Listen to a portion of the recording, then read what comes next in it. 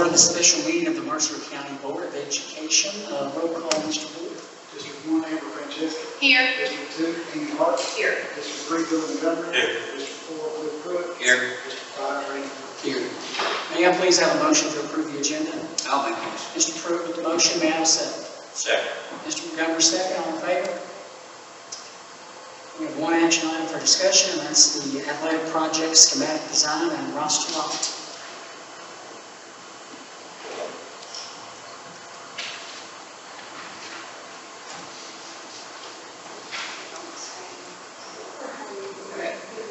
Difficulties on all ends.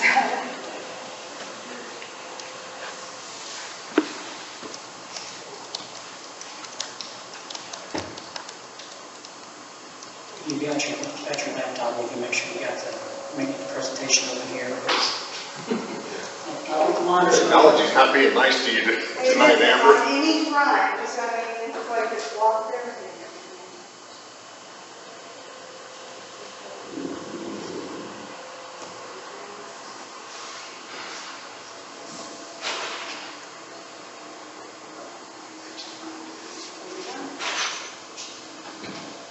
Doesn't hurt.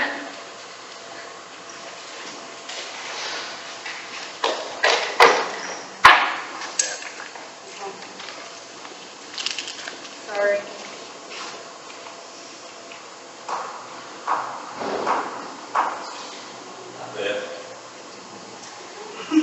Ed, is there anything you want to discuss while we're getting it? Well, I can describe the scope if that works. So, we're looking at a new venue for football and soccer and track. And if you have it, I'm not sure if you do, looking at the website then, it shows basically in front of the high school. We have it oriented close to the road to avoid the known sinkholes. There's 3 that are close to the parking lot, so the field is strategically located to avoid those 3 locations. And then the way that it's set up, the home bleachers are closest to the parking lot, which is the ideal solar orientation. So you will not be looking into the setting sun, the visitors will. So it's the perfect orientation for that. On either side, there's a concessions restroom building, which is basically planned west of that. And then planned east, there's a locker room and field, it's a weight room attached to that. So it's the home locker room for football, and then boys and girls soccer lockers with the weight room on the back. And so the weight room is located closest to the school and outside of the fence, so that during the day, students can go to the weight room, not have to get into the venue, use that weight room, and then go back to the school, so that the venue can still be locked off and not have students coming in throughout the day. So we feel like that's a pretty strategic orientation of that with securing the venue itself. The venue has the track that is the latex urethane track on that, and so that's a very high quality track surfacing. And then the turf field is inside of that, and it also has the track cleats in the D zone. The only 2 that don't fit are the discus and shot put, and those are across the road. And we're working with our electrical engineer to provide lighting for that, so that you can have night track cleats and still have the entire venue operational. The lights that are at the football soccer area will work for a night track event as well. So it's multifunctional in that sense. We're showing that vents are on the curtain, so it will be fenced off, and there's also some decorative masonry columns to kind of elevate the look of it, facing the school and facing the road. And then also there, as you walk in, there's a long sidewalk to go from the parking lot to the venue. And we're looking at ways to utilize that space to really enhance the excitement and the experience of walking into the venue.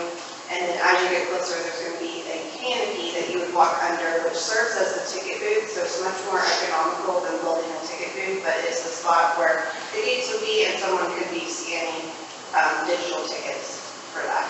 So that's kind of the access control there.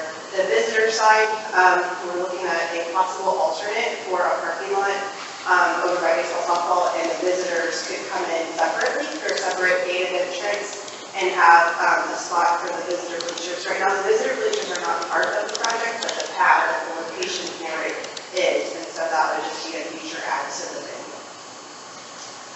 On page 2 of the PDF, there should be the plans of each of the buildings plus the bleachers. The bleachers we're looking at I believe it's 1,048 seat bleacher capacity plus a 42-foot long press box that can be divided into 3 sections. And then it would have a ladder to get up to the roof, which would be a filming platform. So you have that ability to basically have 3 separate rooms and a filming platform on the press box. And I think page 3 of the PDF has the alternates shown. And that shows the parking lot is option 1 for the alternates. Tennis courts at the current soccer location, 6 courts there. And that would utilize the field, the lighting, and the bleachers there, plus the restrooms. So all of the amenities that the tennis venue would need, the current soccer venue has. So that seems like a very strategic location there, getting it close to the high school. And then the third alternate is to have a light show on the lights. So that one would look good, but it is obviously more expensive to have a light show, so that's alternate 3. I think that's it on the PDF. I'm just looking there, Beth. Did you say that the locker room, everything was, the weight room, part of it was outside the fence? Yes, so the way the fence is, you have to the first one. Oh, okay. Oh, so, Yeah. inside. So, there's,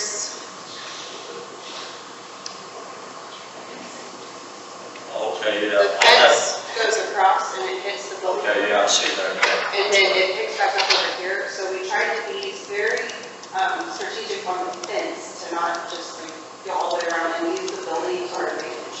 So that cut on a pretty good chunk of fence by using the building as perimeter. So that weight room entrance is where that sidewalk comes off the corner. And then that would allow them in there. And then that's Yeah, I'm sorry, I was looking at the other down there that showed here on another one. It was in, I see on that now. Okay.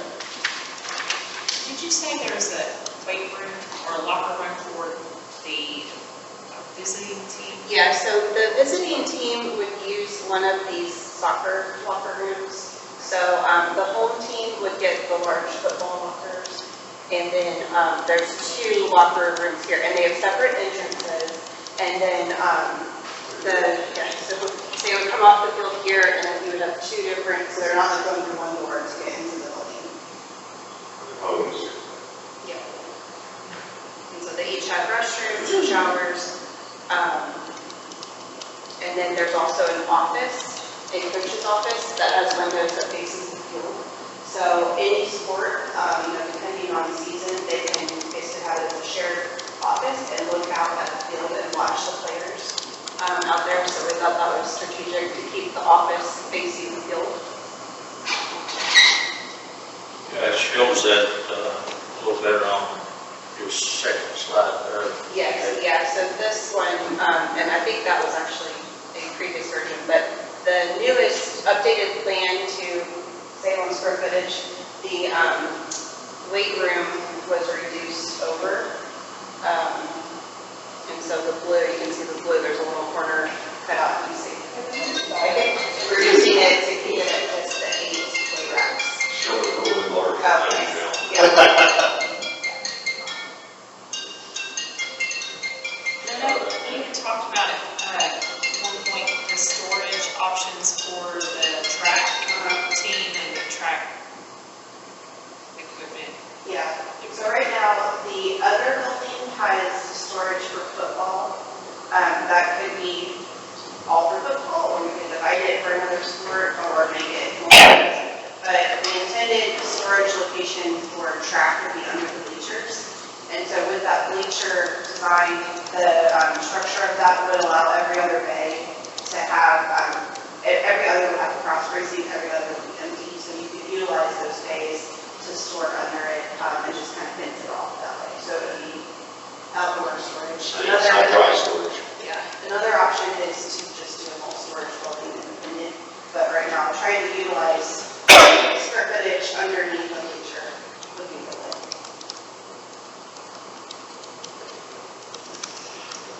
All the way to the shop floor business area, that's nice. Yeah, and so this would actually be where an ambulance could pull off, and so having this, it could also be for the trailer, could go here. So this is basically an accessible vehicle, for like a service vehicle route to get access to the field. And then it also serves as the crosswalk to get over to the discus and shop field. That over there would have to be leveled off some too, wouldn't it? Yeah, so the idea is that, so we do have a slope here. This is going to be, I think about the same elevation as the parking lot. You're gonna have a dip right here where this all is kind of, angling down. And then wherever this is starting to hit these elevations, because that's all sloping as well, we would try to be very careful with having a logical spot that works with existing grades that doesn't, want to do it uphill, but we try to have it at a very flat elevation. This has need to be regraded a little bit over here. Yeah, We have That's 10% fall on that thing.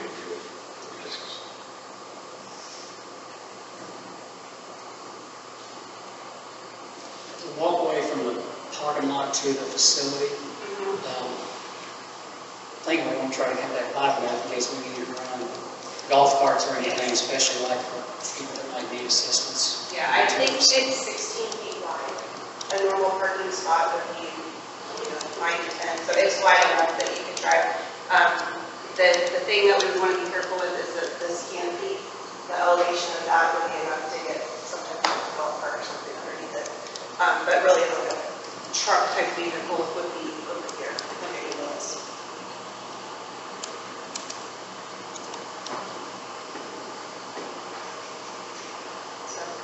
One other thought that's not on here, but a thought that we had is that if this walkway could be some type of celebration of the Hall of Fame, or something where you could either have papers of people or flag, it's something, it's not in the project right now, but we want to start thinking about how we can celebrate the history and really make that experience and that promenade entrance into something to get people excited and to, get ready to go into the game and utilize that entrance as preparation to going in. So it's something that we're trying to think through how that might be done. And we really want that to be a nice feature, and not just a walkway.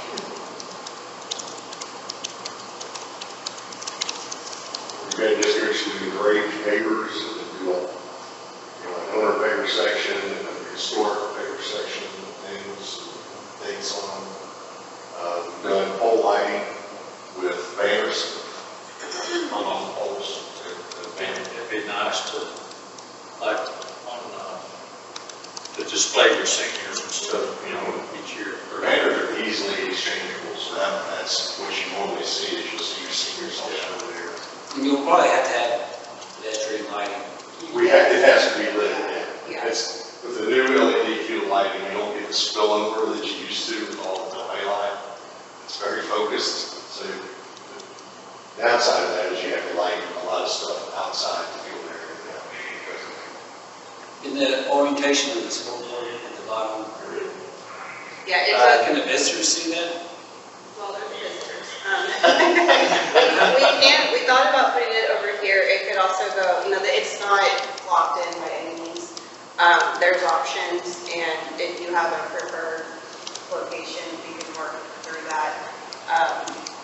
We're just showing one in the scoreboard, so that's, we want to make sure it's in the best spot. But yeah, If if it wants to you go on the there. end over here, if you wanted it 90 degrees of the field, setting sun, that works a little bit better, but here it's getting, where it's setting sun, it's going to get direct sunlight on it. So Will the shadow of the school come into play at all? We're far enough away. I mean, once the sun gets down low enough, it's going to shadow everything. But at that point, no matter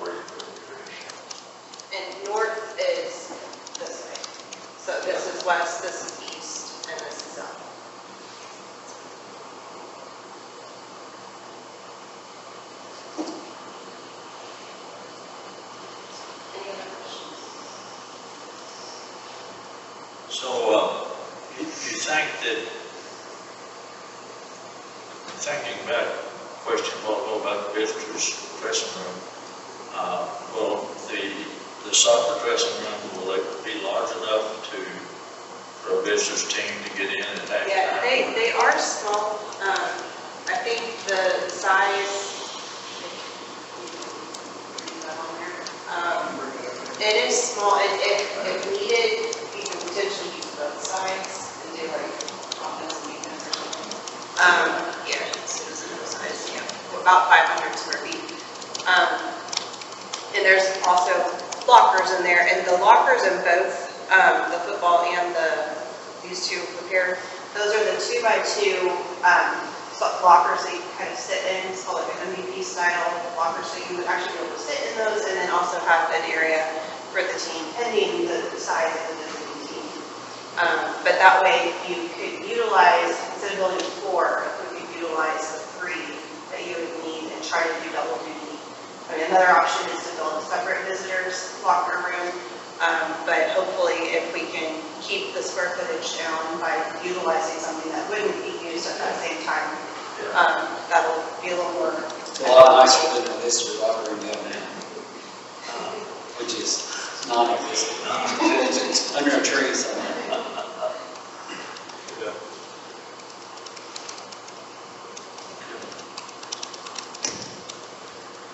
So a couple things, that weight room's pulled up. Again, the one cost-saving thing for the board and taxpayers is that every period of every day of every school year, for however many years, we bus every period kids over to the sports complex and back for weightlifting class and conditioning.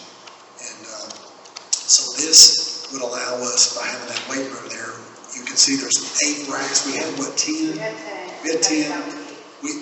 Those are double racks, so they hold 4 people minimum on each one of those double racks. So 8 times 4 is 32. Your largest weightlifting class is usually 32. So that would still allow you to have the 2 per rack on, 4 for the double rack on each one of those is why the 8 is there.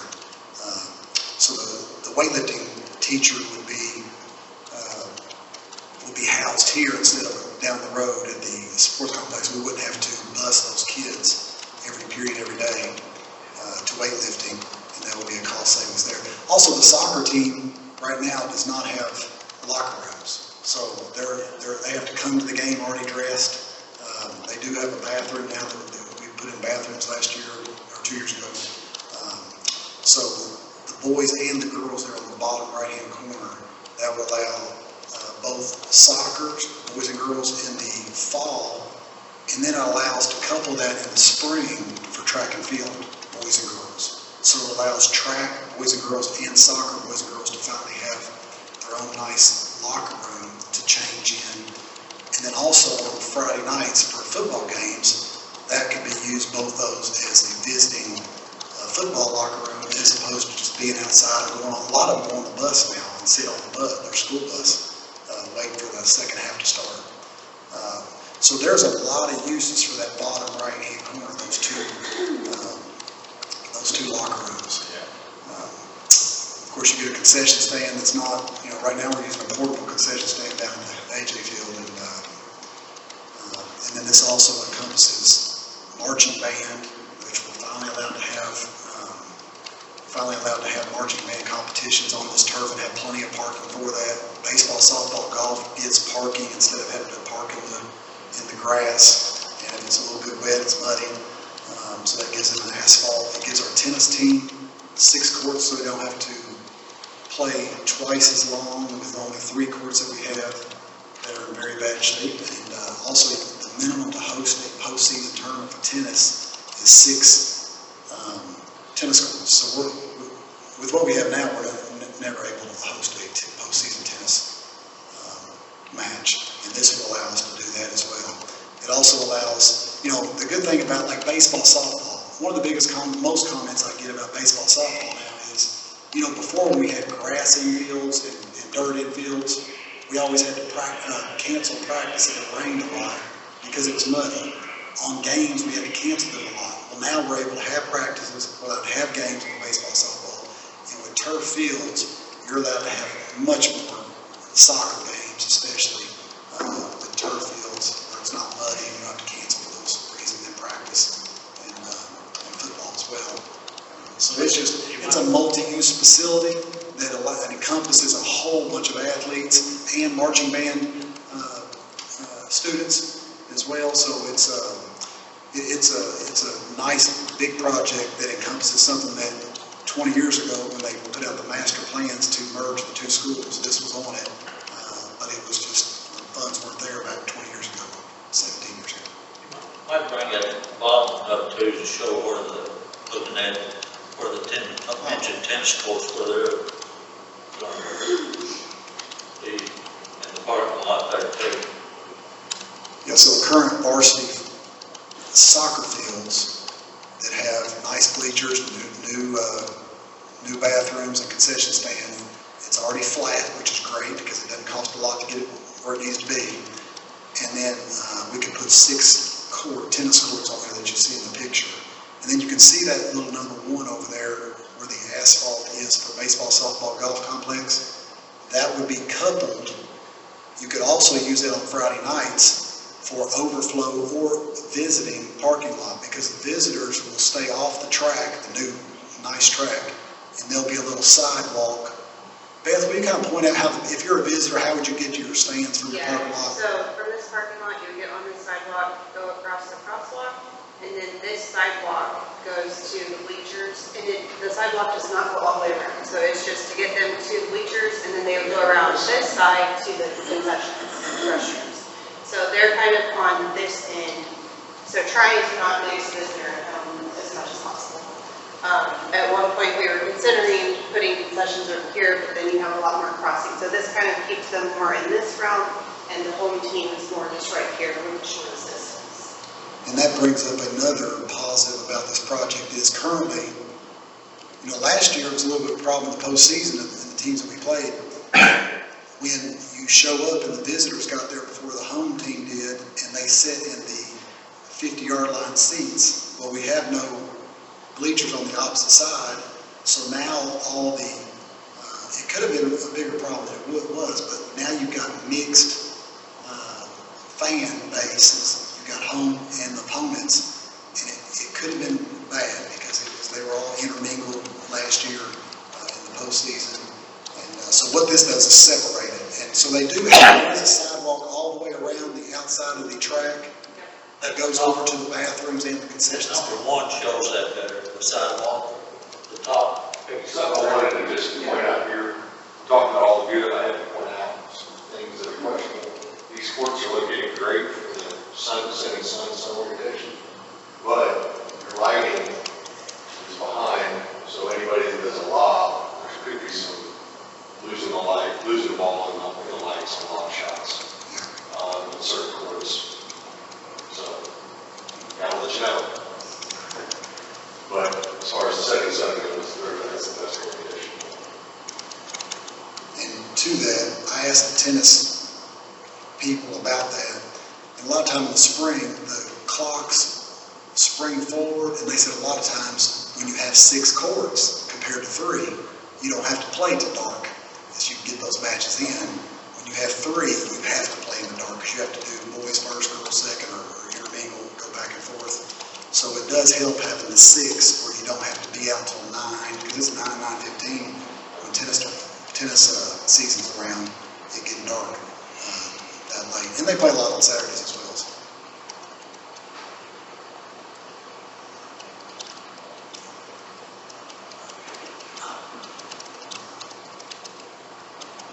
Anything else? Questions? So sidewalk that Beth talked about is here, and this is the sidewalk to access concession restrooms. We did not do a sidewalk on this.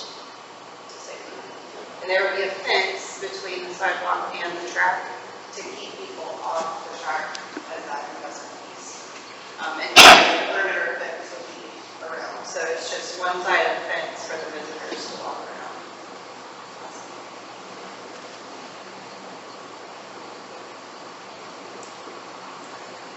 I do agree with Cliff, though, that that's maybe not the most ideal place for the school.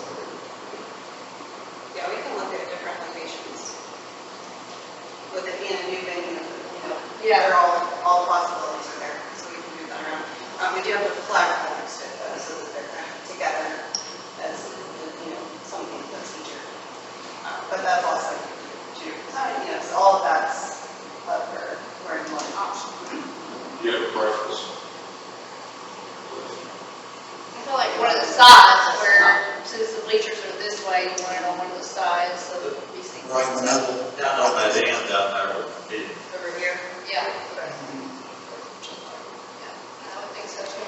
That's the end I'd recommend, because depending on what kind of scoreboard you use, if you're using the track meets, when you're running your sprints, that's your finish line, so you can look over and see what your time is. So, Because our scoreboards currently are hooked up to our timing system, and you can look up there and see what your, so that's like for you guys track, where we put it right there. would be a big deal spot for. Now, I want to mention the scoreboard is not in the project. The power to it would be, but that would be by the owner, possibly, through anyone for or through a board vendor. The visitor bleachers are not in the project, but the sidewalk or pad for it would be. And then the sound system is not in the project. So those are the three items not in the project currently.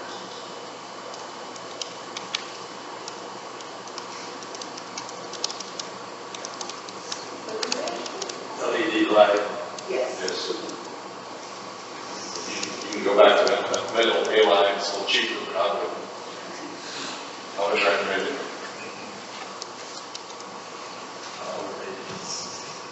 So, I'm sorry if you already covered this and I missed it, but you mentioned something about an alternative for a light show.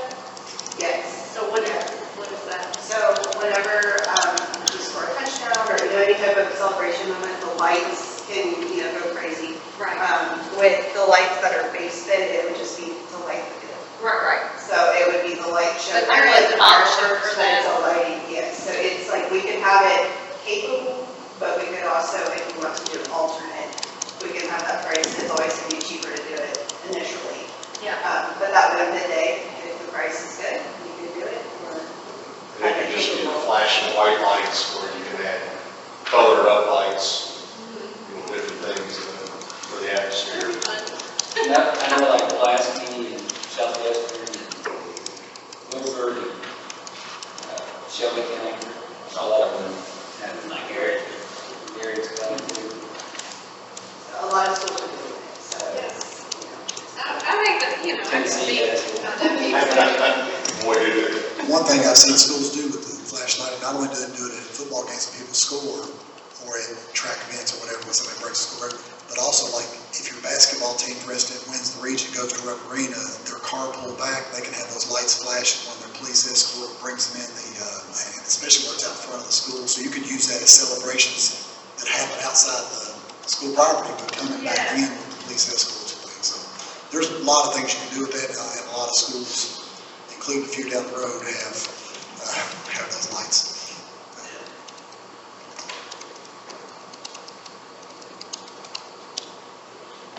Any other questions? But the bleachers, so, this might have been already asked about storage, is there storage under? Yeah, so this would be a skid belt bleacher, and the structure of it, it is, there's aisles. Every other one would have cross bracing, and then every other would be empty. So you could store stuff down the empty aisles, but it's a structural spacing, so it's not wide open like a pier style bleacher. The skid mount that is in this project is more economical, so it's the more cost friendly. With structural members. But it's outdoor storage, not protected from the elements. But the, Closed in on the backside, like. Well, you can fence them, you can put windscreen around them, and then do all kinds of branding on the windscreen. There's different things that you can do to secure them. Typically, we just put the fence. another option that this doesn't show, but we could do, if the bleachers scoot down to the fence line, we can actually have the openings off the track side, so that the track team can put things in underneath bleachers from the track versus going around. Typically, you would go out and then enter from the backside where it's a lot taller, but it would just be like the front aisle, like it says shorter storage, but it's right off of the track. But that aisle underneath the bleachers is clear full aisle. So it'd be kind of one whole row underneath the bleachers. But that's another option that we could explore as well. And it's concrete. Yes. They just sit on concrete pad. But it would be, I'm just trying to visualize, so the fencing you're talking about, I mean, it would be in such a way that no one could just come and take things. It'd be tall, but you can see through. Now, we could do a windscreen on it to hide it and have graphics. I'd like to think nobody would, you know, you never know. And they do have systems where you put little panels on this. Chain link is the most economical way to do it. It does take it down a little bit on the sides, but it would be 8 foot high there around the back. Within a fence, you know, you've got the fence of the venue and then the fence of Just to keep people under their current games. Right. Because, you know, you think if you've got equipment stored underneath and, you know, for a different sport than what they're currently there for, you may go down there. So the two other options would be to add storage to this building, which is your money, or do a freestanding storage building. So that's kind of like the cheapest option is under bleachers, and then freestanding building that's independent, or we can have it included with the concessions restroom building, or really either building, but that's an option, just increases the cost.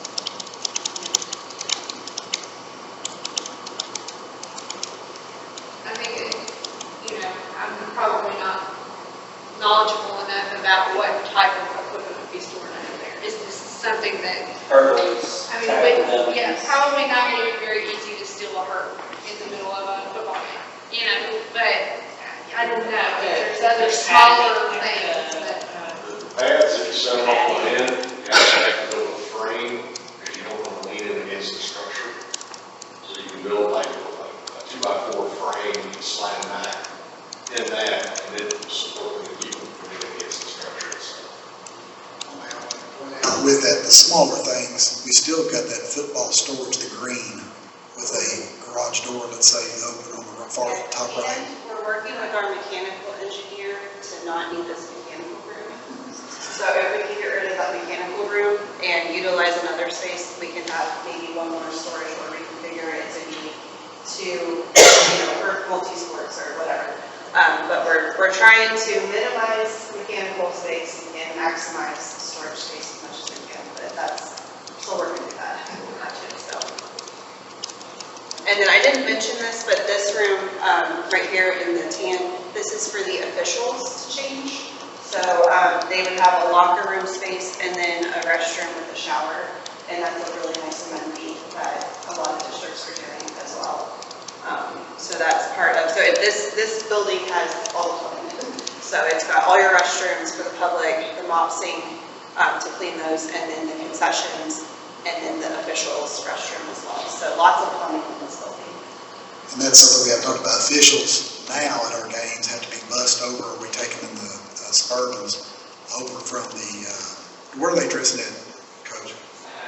At the high school, so they're being bussed all the way across town, the officials, to get to the game because they have no, place to dress or a locker room over at the current field. So that'll be much, they'll really like that. And then be able to have a shower after it's over to shower before they leave.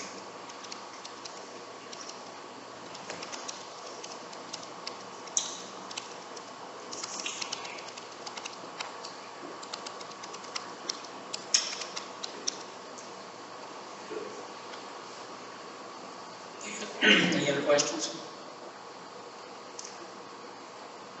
I think I have a question. So on the, let's see, on the field picture.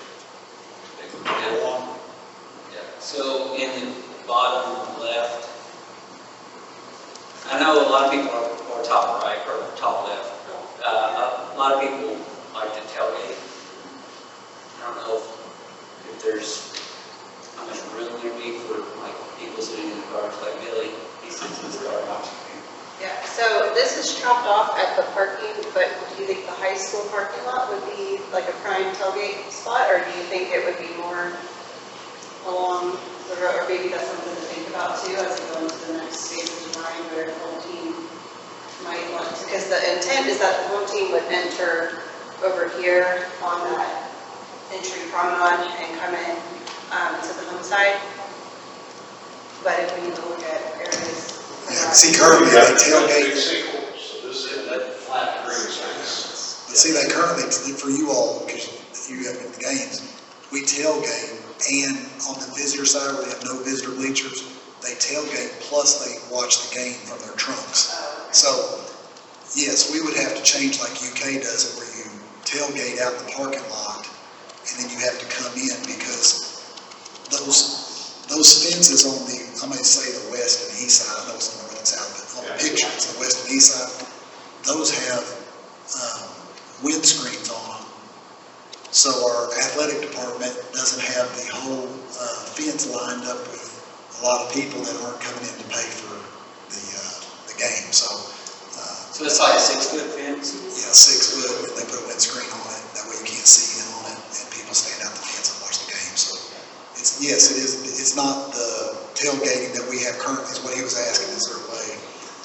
Yeah, I think we can keep that in mind and try to think of how to create that culture for this new venue and incorporate the entrance procession into that. If you think they would come into the game after tailgating, because it's going to be hard to watch the game from the home side. Which is parking different, lot. I mean, Yeah. it just, our situation is a little different.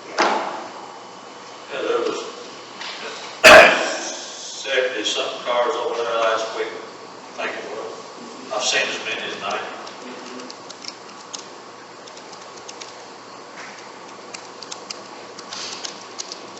Me one of them. Me one of them. That's just the way it goes. We had that always had that to start a few years ago, and it just took off. And I mean, it's a big thing. I mean, all the these 4 feet to run. But so when you tailgate, I'm good. You back the way it's everywhere else, you got parking, and they come to the Yeah, we had a parking lot up front. Which, Top 5. this parking situation is $1 million. Oh, yeah. It rains. Parking here is, like I say, $1 million better than it is for there. At least what we know.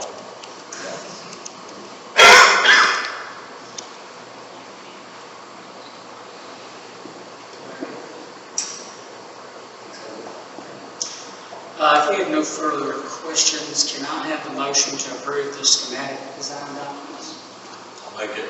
Mr. Montgomery with the motion, can I have a second? I'll second. Ms. Franceschi, second, all in favor? We do have a couple of actions for roll call vote. The first one is the athletic project site survey. Still have it.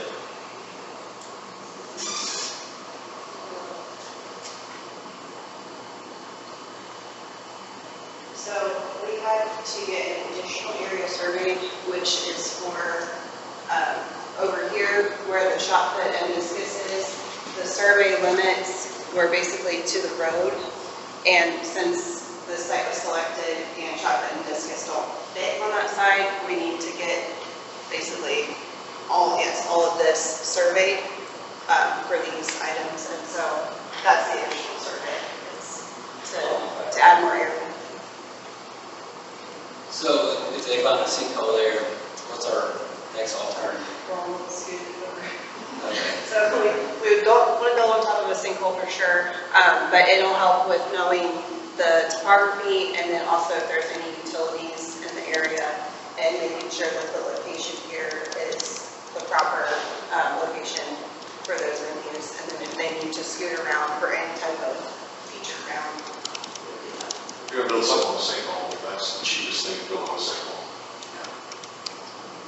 You lose the shot put. I wish Whit was here. Only thing of course, I haven't been on that much, but the only thing I can think of being over there, there's a drain over there that comes under that road. That's the only thing I can do. So the survey will pick all that up, and then we'll be able to react to all the information. Yeah, I saw that in here and I thought, are we doing just surveying that part of it? But that, we've already surveyed the rest of it. right? Yes, yeah, so you can see on here, like these white lines, that's from our survey, and that was the extent, that was the limit of the survey, so we just need to pick up, and we're just gonna do this whole area, and that way you'll have that, because then you get the combined survey for your information So too. that's that additional part.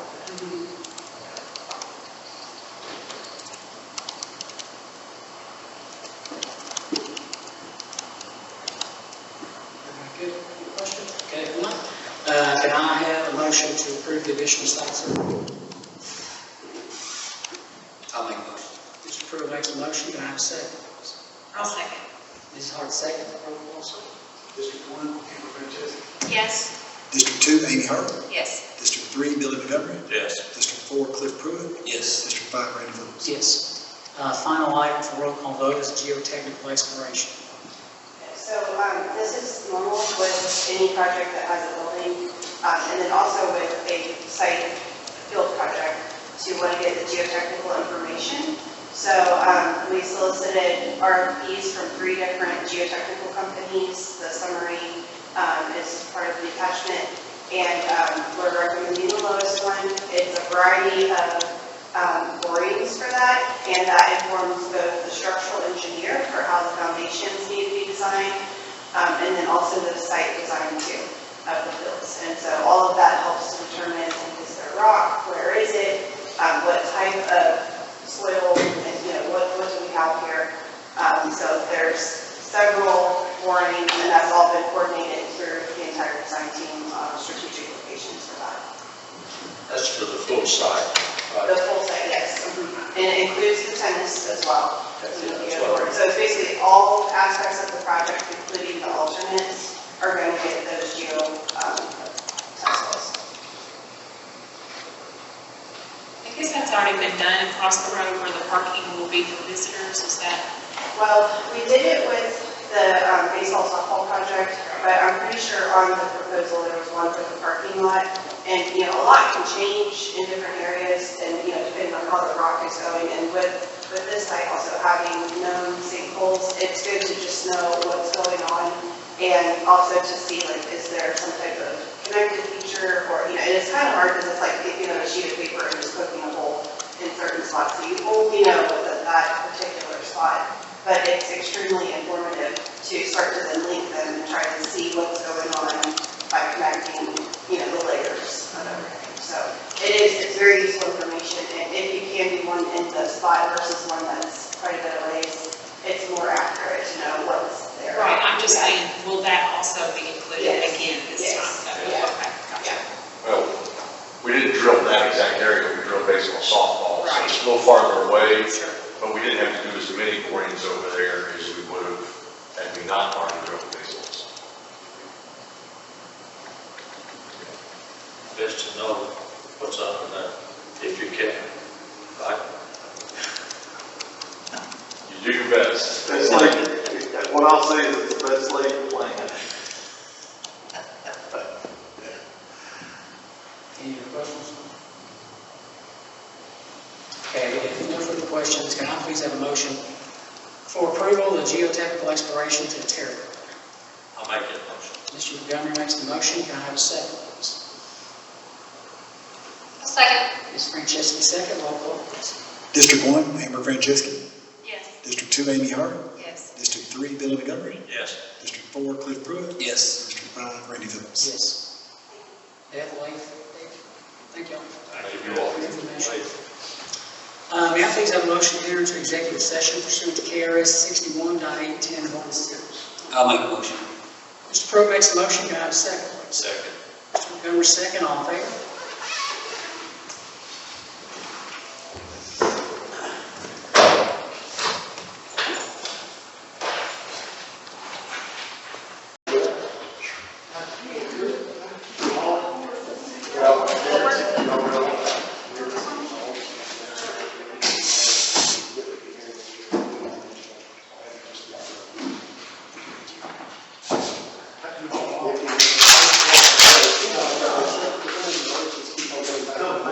It's one at a time, so it's not quite.